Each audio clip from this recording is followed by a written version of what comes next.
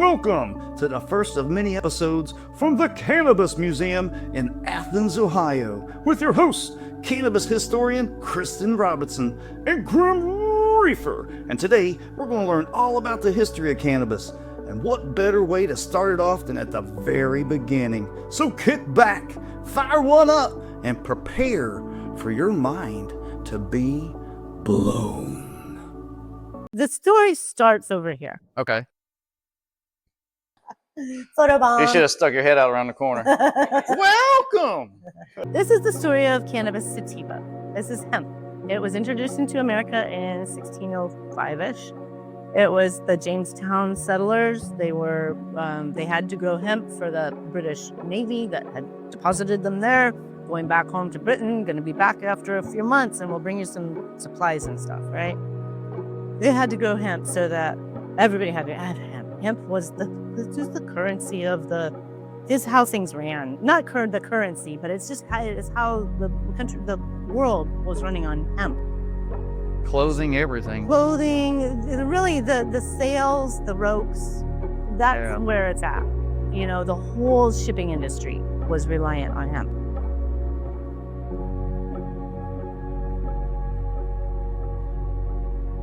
And so, you know, as the country grew and grew, the hemp industry grew and grew.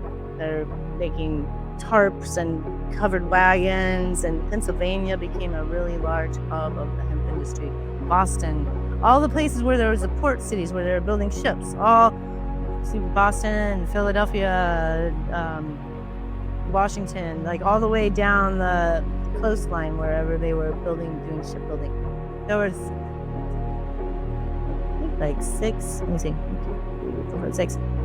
ships that were commissioned from the new United States of America in 1776, and those 6 ships were each built in a different city along the coast, so that they wanted to, you know, involve everybody in America, right, into this Navy, the American Navy.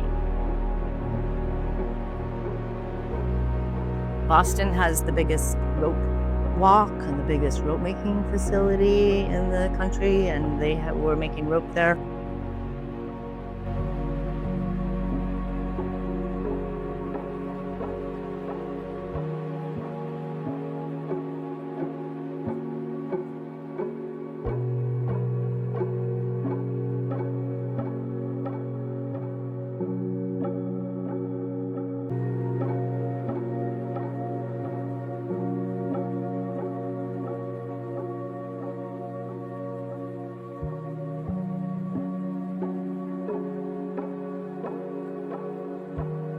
It's a nice field. Yeah, and that picture's like 100 years old.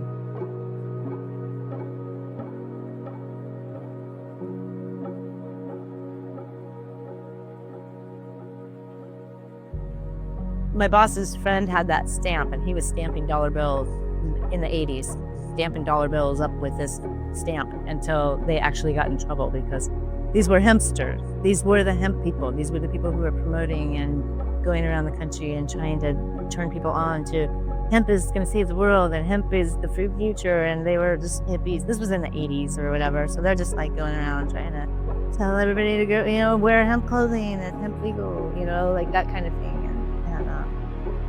So they got in trouble for stamping up, because it became very obvious who was doing this. You know, there was only a small group of people who were really into hemp.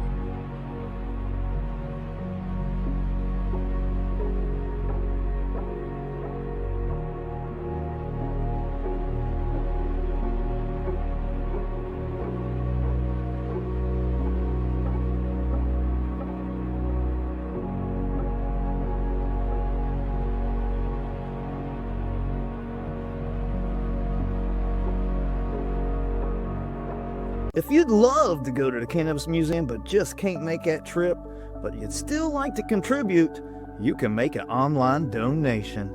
They also accept donated cannabis artifacts for the museum to display. Special thanks to Kristyn, Donnie, and everyone at the Cannabis Museum for their hospitality and allowing us to film our museum tour and educational segments for the channel to help spread the love and information about cannabis. Because it's time. we stomp out the stigma.